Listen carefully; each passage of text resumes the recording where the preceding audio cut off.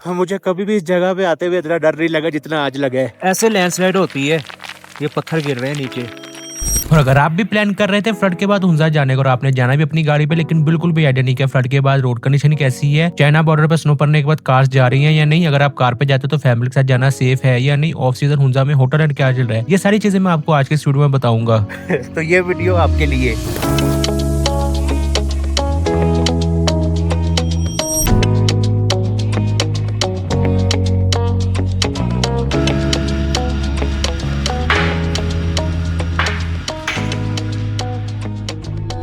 अगर आपने मेरी वीडियो फॉलो की तो मैं स्कर्दू आया हूँ और मैं स्कर्दू से जाऊंगा हुंजा की तरफ। टाइम हो रहा है तकरीबन 7:37 तो अपना सफर शुरू करते हैं आगे हुंजा के लिए। ठीक है नासिर भाई, ओके सर, मुलाकात होगी इंशाल्लाह सर। जल्दी से बर्फ करवा दे बस। स्कर्दू से हुंजा का ट्रैवल डिस्टेंस तकरीबन 300 किलोमीटर है। डिपेंड करता है कि आप हुंजा में कहाँ जाकर स्टे कर रहे हैं, और ये ट्रैवल कंप्लीट करने में टाइम तकरीबन 6-7 घंटे का लग जाता है, क्योंकि जगलोट से जितना टाइम आपको हुंजा जाने में लगता है, मुझे स्कर्दू से इतना टाइम जगलोट आते हुए लगा था, क्योंकि स्कर्दू रोड वैसे तो ठीक है लेकिन इस पर मल्टीपल खराब पैचेज आते हैं जिस वजह से काफी टाइम लग जाता है। 3-3.5 घंटे लग जाते हैं स्कर्दू से जगलोट पहुंचते पहुंचते। लेकिन जब आप मेन केकेएच पे आते हैं तो उसके बाद फिर ये रोड है ना, ये हुंजा तक ही बड़ा बेहतरीन है।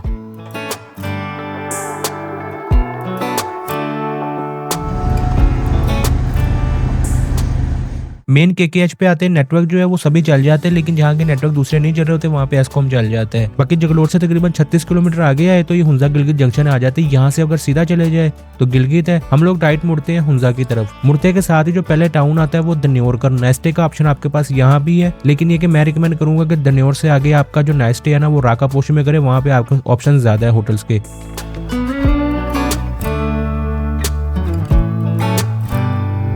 पीछे रास्ते की मैंने कोई खास बात इसलिए नहीं क्योंकि यहाँ तक जो रोड है वो बिल्कुल क्लियर है और कहीं भी रास्ता खराब नहीं आया।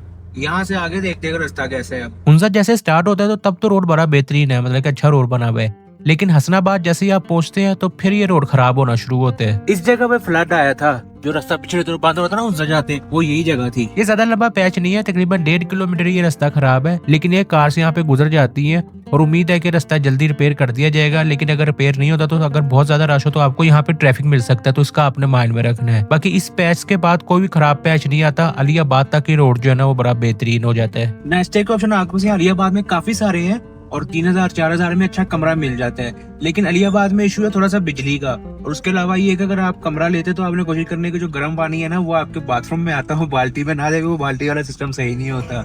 बाकी अलियाबाद से जैसे थोड़ा सा सफर करे तो फिर आगे जाके 2 रास्ते इस तरह हो रहे होते हैं। जो रास्ता ऊपर जा रहा है ये रास्ता करीबाबाद की तरफ जाता है, और अगर आप मेन रोड पे रहे तो फिर अलियाबाद के बाद गणेश आता है। और नेक्स्ट डे का ऑप्शन आपको सही गणेश में भी है, लेकिन गणेश में भी ना वो इलेक्ट्रिसिटी का मसला है। तकरीबन शाम में अगर लाइट, कई दफा लाइट ना हो ना दिन में, तो शाम में 6 बजे जनरेटर चलाते हैं और 12 बजे फिर जनरेटर बंद कर देते हैं। ये कि यहाँ पे आपको जो कमरे ना वो मुनासिब मिल जाते हैं, क्योंकि मैं जब भी रुकता था यहाँ पे तो मैं गणेश में रुकता था। नेक्स्ट डे तो करीमाबाद में भी है, लेकिन वहाँ काम शुरू 8-10 हज़ार से होता है, लेकिन ये कि गणेश में जो कमरे है ना वो तकरीबन 2500-3,000-3500 में अच्छा कमरा मिल जाता है। बाकी फिर गणेश के बाद जो आपकी अगली मंजिल होती है वो अताबाद लेक है, और ट्रेवल डिस्टेंस तकरीबन 21 किलोमीटर है। रोड अताबाद तक की ठीक है, तो रोड की बात नहीं करते, लेकिन वेदर की बात करते तो जैसे गणेश से आगे जाते हो तो वेदर एकदम बदल जाता है। पीछे भी वेदर इतना गर्म नहीं था, लेकिन इससे आगे वेदर काफी ठंडा हो जाता है। तो अगर आप यहाँ पे आ रहे हो तो अपने पास जैकेट हुड लाजमी रखिएगा, इसकी आपको जरूरत पड़ेगी, खास तौर पर मोटी जैकेट की।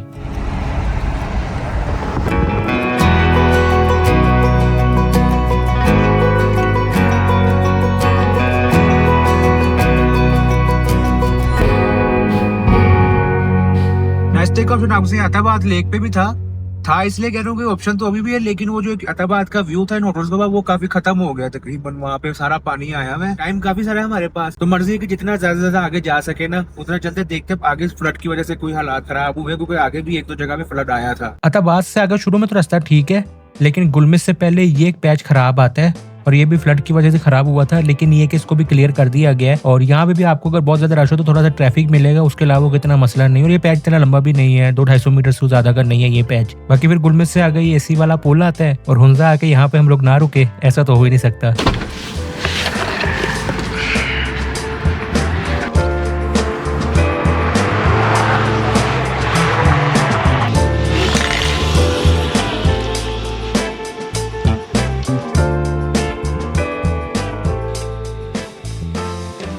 जब हम अताबाद से आगे आते हैं ना, तकरीबन कह सकते हैं कि 15-20 मिनट जब ड्राइव कर लेते हैं गुलमित से आगे, तो ये जगह आती है एसी वाला पुल, और यहाँ पे ना एक बड़ा मशहूर समोसा करीम समोसे के नाम से शॉप है, और काफी मजेदार समोसा होता है इनका।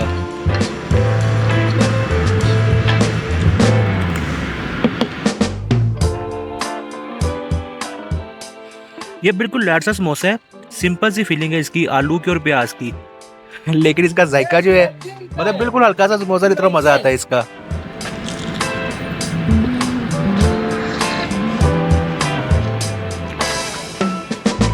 समोसा क्रीम का और चाय पापा वाली अल्टीमेट कॉम्बिनेशन है। और इस जगह को एसी वाला पुल इसलिए कहते हैं कि उस गर्मियों में जब आते हैं ना, तो यहाँ से ना बड़ी ठंडी हवा आती है, पीछे के ग्लेशियर और ऐसी मतलब एसी वाली ठंडी हवा आती है, हमने खुद एक्सपीरियंस की। और बाकी वो जिस तरह एसी में से ठंडी हवा निकलती है, इस तरह की ठंडी, इस वजह से इस जगह का नाम एसी वाला पुल रख दिया है। गुलमर्ग के बाद कहीं भी हमें खराब रोड नहीं मिला, रोड बेहतरीन था।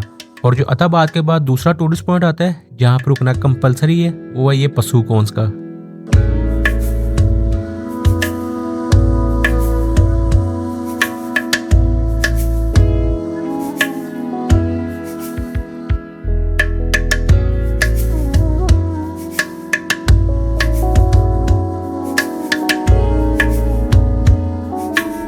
इन्हें पशु कोन इसलिए कहते हैं कि जैसे आइसक्रीम की कोन नहीं होती, उसको उल्टा रख देते तो नुकीली होती है, उसी तरह जो ये पहाड़ की पीक्स है ना, ये सारी नुकीली है, इस वजह से इस जगह का नाम पशु कोन्स है। और यहाँ पे पशु ग्लेशियर भी है, और अच्छा खासा ग्लेशियर नजर आ रहा होते हैं। पशु के बाद हमारी अगली मंजिल जो थी वो सोस थी। और पशु से रोड कंडीशन की बात करें सोस तक तो बेहतरीन रोड है, बीच में इस तरह के 1-2 पैचेस आते हैं, लेकिन ये कि इतना कोई मसला नहीं है। एक आधा पैच आया था जहाँ पे लग रहा था कि फ्लड की वजह से रास्ता खराब है, लेकिन वो भी हमें क्लियर मिला है। तो बाय द टाइम जब आप लोग वीडियो देख रहे हैं तब तक रास्ता क्लियर है, बाद में कुछ हो जाए तो उसका मैं कुछ कह नहीं सकता।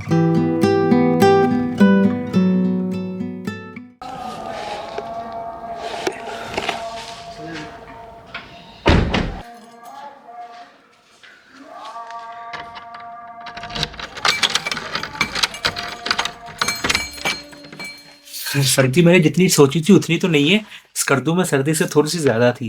शायद शाम में थोड़ी सर्दी बढ़ जाए या रात में थोड़ी सी सर्दी बढ़ जाए। अभी तो ये है कि मौसम मतलब जितना स्कर्दू में ठंडा था उतना ही यहाँ पे ठंडा है। पेट्रोल डलवाने जाती है।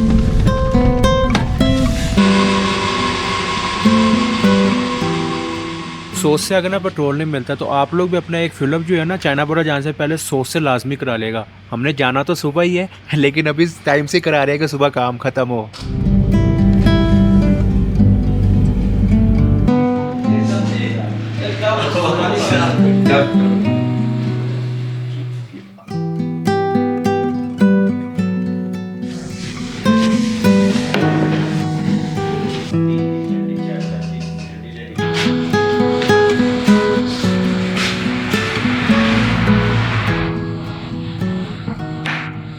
खाने का ना यहाँ पे कोई इतने अच्छे ऑप्शन नहीं है सोस में।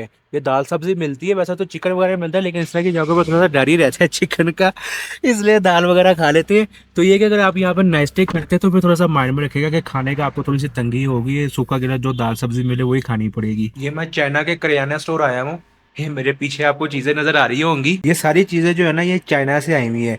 यहाँ पे ना चाइनीज आते हैं इस होटल में, और यहाँ पे आके ना वो लोग क्या करते हैं कि इनको पैसे देते और यहाँ से फिर जो चीज़ भी लेनी होती है वो यहाँ से उठा के, ये सारी चीज़ें यहाँ पे इनके, ये नूडल्स, ये सोया सॉस, ये सारा कुछ पड़ा हुआ, पता नहीं क्या क्या आती सी चीज़ें तो समझ भी नहीं आ रही क्या है यहाँ पे।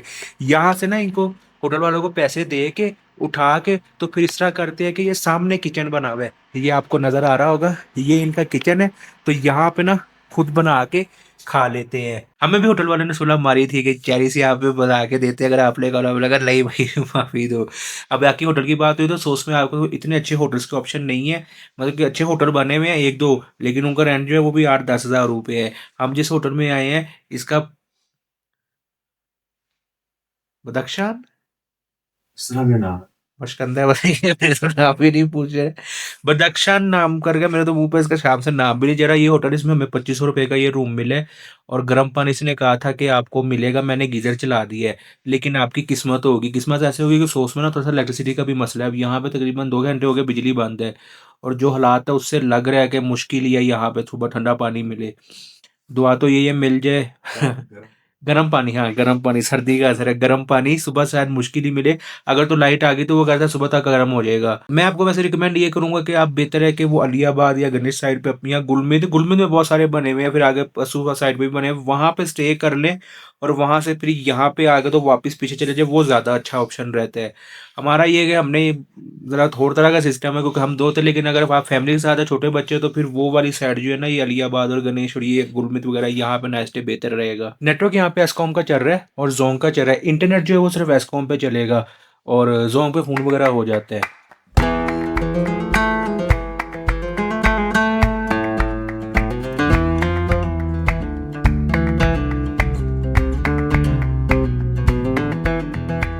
और जैसा कि एक्सपेक्टेड था, ना रात को लाइट आई और ना ही अभी मॉर्निंग में गर्म पानी मिला। और सस्ते होटल्स का यही एक ड्रॉबैक होता है कि आप कुछ पैसे तो बचा लेते हैं, लेकिन जो बेसिक फैसिलिटीज है ना, वो अक्सर उससे महरूम रह जाते हैं। बाकी चले, कोई बात नहीं। अभी टाइम हो रहा है 6:44, तो चलते हैं आगे चाइना बॉर्डर के लिए। अब सोच से चाइना बॉर्डर का ट्रैवल डिस्टेंस तकरीबन 80 किलोमीटर और हमें बोला गया था कि आप इतना अर्ली मॉर्निंग जा रहे तो शायद आपको ना सुबह सुबह ना जाने दिया जाए, तो हम थोड़ी सी टेंशन में तो थे। तो उससे एग्जैक्टली 8 किलोमीटर बाद ये पहली चेक पोस्ट आती है और पहले तो यहाँ पे कोई भी नहीं था, तो लगा कि शायद यहीं से वापस होना, लेकिन लकीली किस्मत अच्छी थी, इन साहब ने हमें यहाँ से आगे जाने दिया।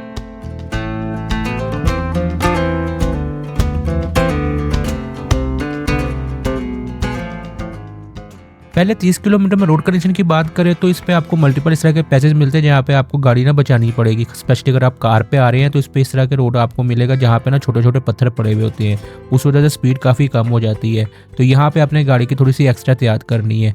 बाकी 100 से एग्जैक्टली 30 किलोमीटर बाद ये दूसरी चेक पोस्ट आती है और यहाँ से हमारी टेंशन जो थी वो बढ़नी शुरू हुई थी। हम लोग अभी तो आ रहे सोच से, वैसे पीछे फैसलाबाद से उस करदू से सोचता है थे। अब आगे जाने की मर्जी है, तो क्या हिसाब किताब है। वैसे स्नो चेन वगैरह है, गाड़ी 4x4 स्नो चेन वगैरह है। पहले भी 2 दफा स्नो में जा चुके हैं। हाँ, 2-3 दफा जा चुके हैं। अपनी जिम्मेदारी पे जाओगे, हमारी कोई जिम्मेदारी नहीं। आप बेफिक्र रहे। मैंने इनको कह तो दिया था कि आप बेफिक्र रहे, लेकिन फिर सोचा कि पापा को भी बता दूं, तो पापा ने भी कहा कोई मसला नहीं, बेफिक्र रहो। यहाँ से आगे जाने के लिए आपको एंट्री फीस जमा करवानी पड़ती है और यहाँ से आगे ड्रोन और वेपन नहीं जा सकता, तो वो भी यहाँ पे जमा हो गया था। और यहाँ से आगे जाने की जो एंट्री फीस है वो 500 रुपीज पर पर्सन है। एंट्री करवाने के बाद आपको 2 वाउचर मिलते हैं, मतलब एक वाउचर मिलता है अगर आपने यहाँ पे ड्रोन वेपन जमा कराया, तो फिर ये दूसरा जो वाउचर है ये उसके, और जो ये लेफ्ट हैंड में वाउचर है ये एंट्री फीस का वाउचर है। और यहाँ से चाइना बॉर्डर का जो ट्रेवल डिस्टेंस है वो तकरीबन 50 किलोमीटर है। यहाँ से आगे स्नोफॉल थी, इस वजह से वो कह रहे थे कि आपने अपनी जिम्मेदारी पे जाना, और सुबह सुबह वैसे वो छोड़ते भी नहीं, लेकिन हमारी किस्मत अच्छी थी, हमें उन्होंने छोड़ दिया यहाँ से। ये हुंजा की सीजन की पहली स्नोफॉल है, लिए हम रिस्क ही रहे हैं, लेकिन ये कभी कभार रिस्क चलते हैं, क्योंकि जो ये वाला सील है ये दोबारा पता नहीं कब मिले हमें।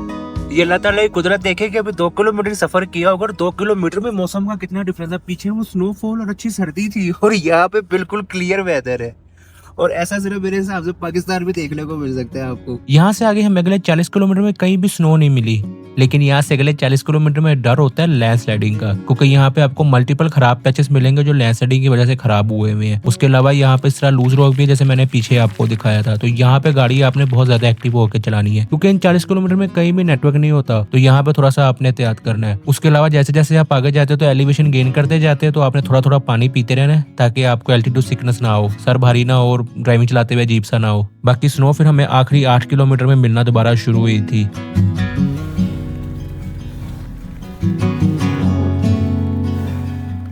ये इतने सारे याक एक साथ एक ही जगह पे आज तक मैंने नहीं देखे। सर्दी भी बहुत लग रही है और हमने नाश्ता भी सुबह नहीं किया था। ये सर्दी का तोड़ लिया था मैंने कल हुंजा से, लेकिन शाम में मौका नहीं मिला है, लेकिन अब मौका मिला इसको खाने का। सारा चाय पापा ने गाड़ी में बना ली है, बाहर तो ठंडी हवा इतनी थी कि चूल्हा चलना नहीं था। और ना ये केक मिलता है हुंजा में, हुंजा का मशहूर वॉलनट केक कह ले, हुंजा में बड़ा मशहूर है। प्राइस इसकी थोड़ी सी ज्यादा, तकरीबन ये 500 रुपीज का पड़ता है, लेकिन ये क्या अखरोटों से भरा होता है। और ये चाय और ये केक ही है जो ये सर्दी अब दूर करेंगे।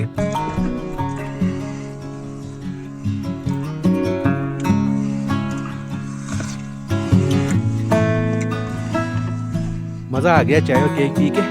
बस थोड़ा सा सफर है, अब दुआ यही है कि ब्लैक आइस ना मिले बस। ये चाइना बॉर्डर के आखिरी के 8 किलोमीटर है और हमें यहाँ पे कहा गया था कि आपने बहुत ज्यादा एहतियात करनी है क्योंकि यहाँ पे आपको मल्टीपल पैचेस मिलेंगे ब्लैक आइस वाले। लेकिन हमारी किस्मत अच्छी थी, धूप बहुत तेज थी जिस वजह से काफी हद तक जो ब्लैक आइस है वो पिघल गई थी। और इन 8 किलोमीटर में ये 2 खतरनाक से पैच आते हैं जहाँ पे सबसे ज्यादा डर लग रहा था क्योंकि ये लूज रॉक है। लेकिन अल्लाह का नाम लेके अपने अपना सफर कंटिन्यू रखा। आखिरी का जो 8 किलोमीटर है ये मुसलसल चढ़ाई और ठीक ठाक जोर लगता है गाड़ी का। ये ना ऐसे ऊपर तक ही ऐसे जिगजैग मोड़ है जैसे बाबूसर के होते हैं।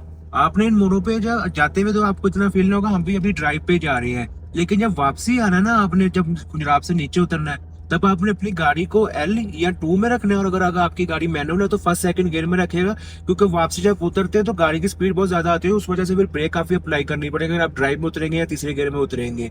इसलिए माउंटेन्स का रूल होता है कि जिस गियर में जाते हैं उसी गियर में उतरना होता है। आगे जाके हम भी अभी गाड़ी 2 में कर देंगे ताकि हमारा वापसी पे ब्रेक हमें कम से कम अप्लाई करनी पड़े। बाकी आखिरी 3 किलोमीटर पे काम काफी रिस्की हो गया था, मतलब स्नो बहुत ज्यादा पड़ी हुई थी और ब्लैक आइस भी ठीक ठाक थी। ये था कि हमें स्नो चेन नहीं लगानी पड़ी, पापा ने पीछे ही 4x4 लगा लिया था जिस वजह से काफी बचत हो रही थी और पापा को अंदाजा था कि कितना से एक्सीलरेट करना है यहाँ पे और किस तरह गाड़ी संभालनी है, तो इतना फिर हम डर नहीं रहे थे। बाकी जैसे जैसे चाइना बॉर्डर के आगे जा रहे थे बर्फ और सर्दी उस तरफ बढ़ती जा रही थी। नॉर्मली जब आप सीजन में आते हो तो यहाँ से आगे कार्स को नहीं जाने देते हैं, लेकिन आज किस्मत अच्छी थी, आज कोई भी नहीं था तो उन्होंने हमें एंड तक जाने दिया। आसान बिल्कुल भी नहीं इस जगह पे आना, जितनी सी बर्फ थी, स्नो थी, हम डर रहे थे कि पता नहीं क्या हो। और डर सिर्फ यही था कि अगर कहीं लैंडस्लाइड हो जाए या कहीं फंस जाए तो कम्युनिकेशन बिल्कुल भी नहीं है, तो रिकवरी का क्या होगा, बस यही डर लग रहा था। और मैं बिल्कुल भी इंडोर्स नहीं करूंगा अगर आप फैमिली के साथ आते हैं तो इस तरह का रिस्क ले, क्योंकि अगर रास्ते में कहीं भी लैंडस्लाइड हो जाती, कुछ भी हो जाता तो हम फंस गए थे। नेटवर्क यहाँ पे अवेलेबल नहीं है और सर्दी भी बहुत ज्यादा है कि हमारे पास चीजें तो है सर्दी से बचने के लिए। असल में होता है कि जो रास्ता स्लिपरी है उस पर गाड़ी का नहीं पता लगता कि गाड़ी कहाँ जा रही है, लेकिन अल्हम्दुलिल्लाह का नाम लेके ना रिस्क लेके यहाँ पे आ गए हैं और वर्थित रहे। बस आप मुझे टेम्परेचर का बता दें कि यहाँ पे टेम्परेचर कितना होगा। अच्छा, आपकी तरफ नहीं करना, टेम्परेचर कितना होगा? माइनस में। माइनस कितना अंदाजन? माइनस हो सकता है 10-12। 10-12 रात को तो उससे भी नीचे चली जाती है। सही। और मैक्सिमम कितना जाता है यहाँ पे? माइनस 25 था। सही। बाकी एक ही साइड में सिर्फ हमें टूरिस्ट है, लेकिन चाइनीज साइड पे लोग आए हुए हैं और वो लोग वहाँ पे खड़े हो गए मुझे देख रहे हैं कि ये बता यहाँ पे क्या कर रहे हैं। ये जो ऑफिसर अभी टेम्परेचर बता रहे थे, इन्होंने बताया कि इस साल जो ये रास्ता है ना ये साफ रखेंगे और काम चलता रहेगा, तो उम्मीद है कि यहाँ पे ना कार को शायद ना आने दे, 4x4 तो आएगी स्नो चेन लगा के।